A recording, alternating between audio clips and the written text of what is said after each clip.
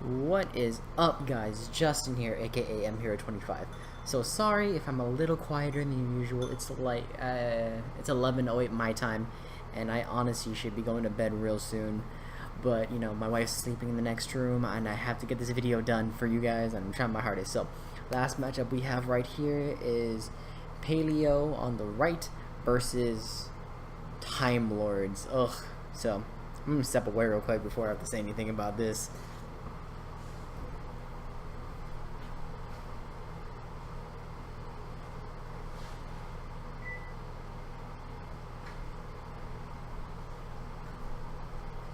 Ugh. Paleo versus Time Lords. That I honestly don't know what to really commentate on this one, just because like I don't know the Time Lord playstyle at all. It's just like it's one of those. It was one of those fun decks that came up just because of 5Ds, and like now that it has almost all of its support, it's still a fun deck. But I'm not really into the whole archetype.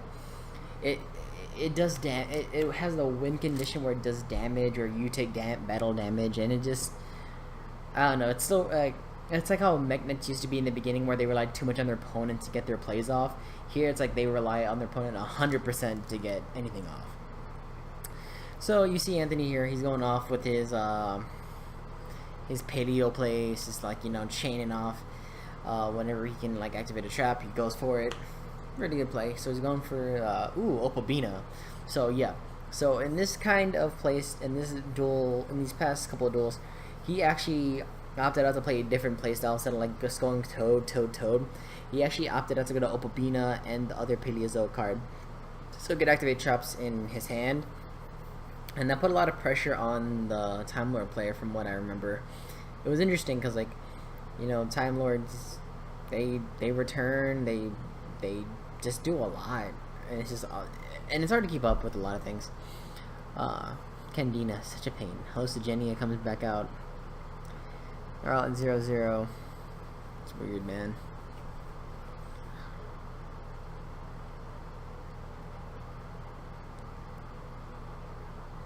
Yeah, I don't. I'm fast forwarding this video as much as I can, but it's still like when it's a matchup you've never really prepared for, or like not really 100% sure on how it works. You're kind of forced to take your time. Like, I don't want to misplay, but you have to pick it up a little bit just so you know.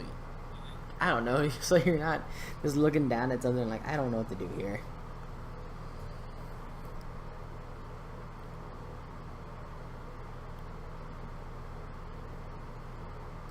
I'm sorry if I'm not as rambly as I am with my other videos. It's late at night. I really don't have much else to say about this. And like I said earlier, I have no idea about this matchup whatsoever. It's very like, well, it's unknown to me. So I'll try my best here, but all I know is that Time Maiden, when it goes to graveyard, you can get a search, and that's pretty much it. I tried to learn it, but it's just, I don't know. Well, hey, let me know what you guys think too in the comment section below. If I got like, if I was able to get like, if a new deck comes out and actually got the player to walk me through it, like we watch the video right then and there, and he helps me do commentary so I can get like better ideas. What do you guys think? I personally think it'd be a good idea, and it also would get me. It also get more in-depth insight about why the player made that choice. If he could go back, what would he do? Who else to learn from a mistake than the person who made the mistake? So here he is just setting up a board galore. He actually set a monster, so that's a frog. What frog though? I don't know. Don't know what these Time Lords do, man. Reckless Greed, draw 2, and then he gets to. Ugh, God, that Opalbina is so powerful just because you can activate traps from hand, just so good. Because not only get to interrupt on your opponent, but you also get to just get to stack on resources as well. It's really good. Oh, a frog came out. Oh. That's a new one. I've never seen a frog and paleo frogs before. Ignore the accent. I'm just bored. I don't know what to do, guys. I might actually have to be quiet on this one. Well, to make it up, I'll probably put some music in the background when it's like, so you can like vibe to it. I don't know. Well, I'll figure it out. So all I know is like one of these does like half life point damage, another one does like 2,000 damage. I'm not sure which one it is. It's on the field right now that does that, but I remember Anthony actually talking about like he had to take a lot of damage just because like the trap cards could do a lot, but they just like if an attack went through, it was a lot. And you know, since Timelords, you don't really take battle damage from dealing with them. It can be devastating to yourself. It's like its own magical cylinder.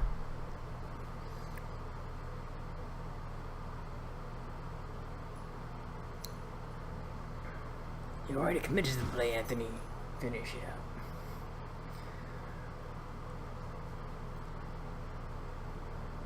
See, as he's doing your Anthony, he's just asking questions to make sure, like, hey, what does that card do? And you know, the Time Lord player, the Time Lord player actually has an advantage in this case, I guess, just because he can, since he knows how this deck works, he can just like really exploit his opponent, and that's one of the true gems of playing a rogue deck. Like personally, I used to love running Psyframes when they first came out, because like it was still like a very dominant deck, but it was more like, oh yeah, you're running Psyframes, it's gonna be, you know, just wait things out. But then I would check in cards like not Rescue Rabbit, but Wind Up Rabbit or Doom Caliber, and I would just put my opponent on the clock. And a few times I got to be cheeky and I put Wave Motion Cannon. So right now he was able to go into Saryuja, because in all honesty this deck doesn't seem to have a lot of back row or like negation going on, but Saryuja to get in those pluses.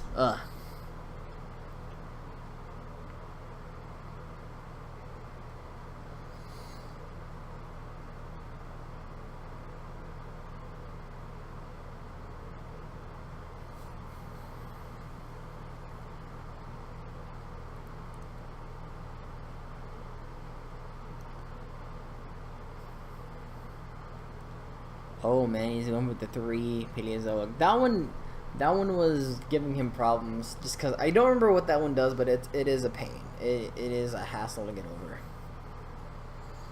Let me look that up real quick.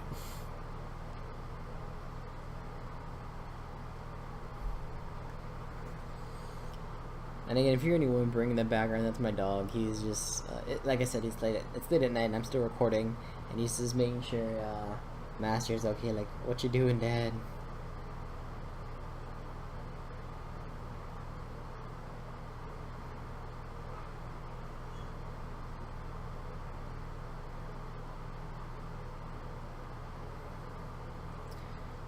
Oof, that Book of Moon though, Jesus Christ.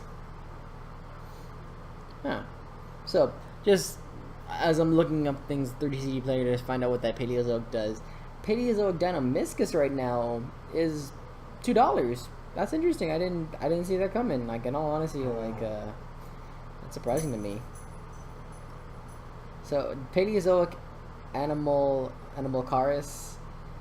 This one is 3 more level 2 monster, 3 or more level 2 monsters, unaffected by other monster effects. Once per turn, if a trap card is sent from the field to the graveyard, from your spell and if a trap card is sent from the spell and trap card zone to the graveyard except during damage step, you can activate the top card of your deck. If it's a trap, add it to your hand. Otherwise, send it to the graveyard. But once per turn during each player's turn, if this card has a trap card as excuse material, you can detach one excuse material from this card, then target one card in the field, destroy it. So it's a pop. Select a pop. Sorry, a little late on that, but that's why I was getting them problems, because Time Lords, they can't stop destruction. They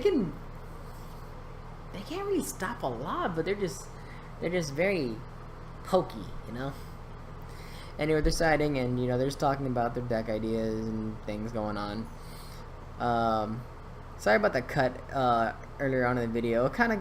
I don't know what happened. I think the GoPro was acting funny, and I was just, you know, I don't know, man. I'm trying to explain things. I don't understand what's going on with my camera. I finally fixed a lot of issues with my uploading schedule and why my camera wasn't uploading correctly. I actually ended up having to get like SD card adapter to plug it straight into my laptop to get everything downloaded. So that's one issue resolved. So hopefully, without me having to do my longer process, my video should be a lot faster and easier to edit. Because, well, I'll go on to that later on. Anyway, so we're back to Duel 2. Time Lord sets 2, pass. Pot of Duality for Anthony. Let's see what he excavates. Ooh.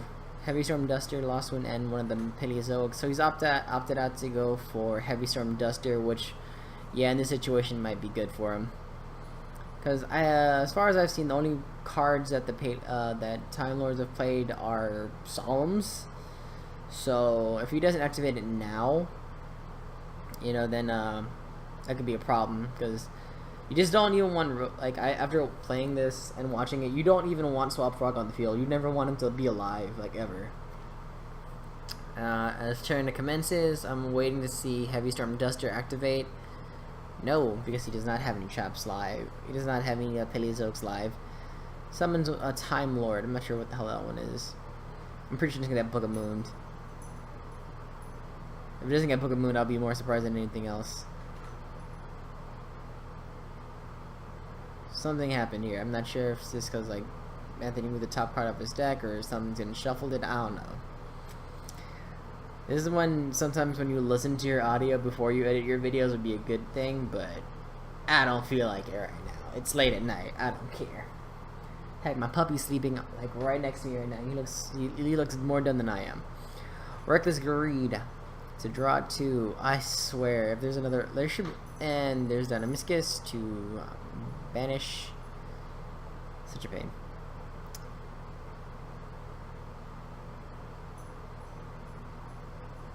And summons the Froggy. Send Rodent Totem again, which is now live, so he can go into his Totally Awesome if you wanted to. I think the smarter play would activate one of his, I think his set Storm Duster to clear the back road just in case, so he can go into and Torrential Tribute. And he could have chained on top of that, and Heavy Storm Duster.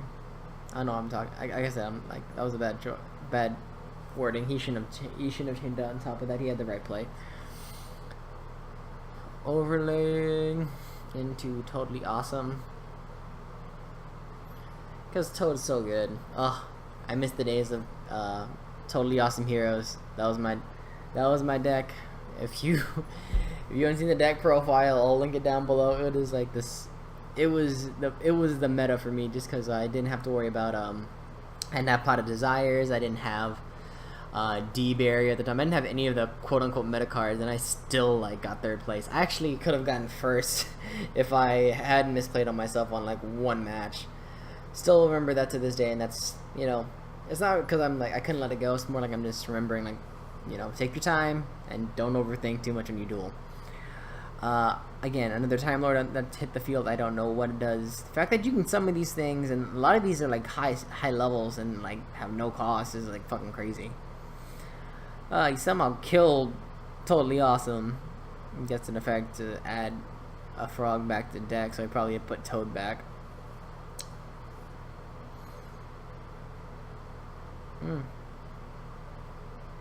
And he lost them themselves just so you can get that other monster out, which is a totally fair play in Paleozoic frogs. Like, it doesn't matter if you target yourself or anything, but as long as you can get it out there. And then he says Opabina comes out in the field, bam, die. He honestly should have done it right when he summoned the trap card, so that way he would have banished it, so there's less resources. But what can you do?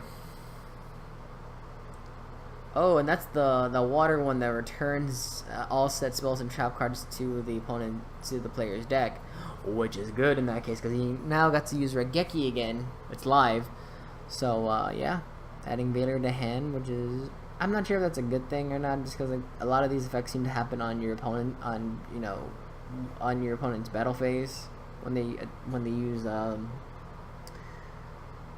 cards. Like I said, guys, I'm tired. I'm gonna finish this video, finish strong. Proceeds to set 1 and pass. Ooh. And then Timelord effect to bounce back itself into the deck. Set 2, pass. And every time I see that, it just reminds me of Neos back in like GX era, when you had to like, if you somehow got this boss monster, like not even that boss, like Neospatian, like Grand Neos. I think it's only the good one I can think of where you can bounce things back to hand, or you know, Aqua Neos, Flame Neos, or Flare Neos. Like, oh my god, there were so many Neoses, and only like one I think was good, and that was a Rainbow Neos. So yeah, using I don't know which one that is to poke, and just takes it. Duality. Darn, that's when that Canina comes into play, but those Veilers ain't doing nothing.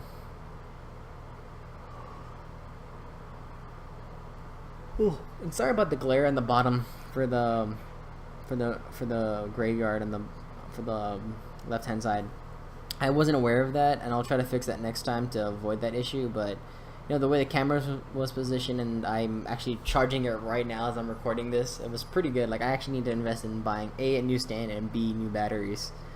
So yeah, but it's working out pretty well. Man, I think this is still, like, I'm just more surprised that they're hanging in there. Like, that was, I have no idea what life points are at right now, because like, you can't, since you're not doing like obvious damage. It's just more like one does 2,000, one does like 1,000, one makes your opponent burn half their life points. It's crazy. Now, the only time I will mention and actually talk very vividly is the last 2 minutes, because like, I was there. Like, I finished my duel. Like, right now my opponent Rick is right behind our Timelord player, and it was crazy. We were all like just cheering and just smiling. We're like, oh my god, I hope he wins, just because Anthony wins a lot. And we're just like, all right, Anthony, share the crown, dude.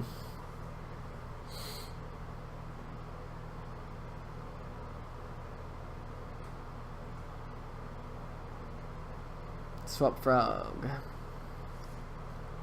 Dumping red Tony bit. Oh, look. It's like I knew. Sorry. Like I said, I'm tired.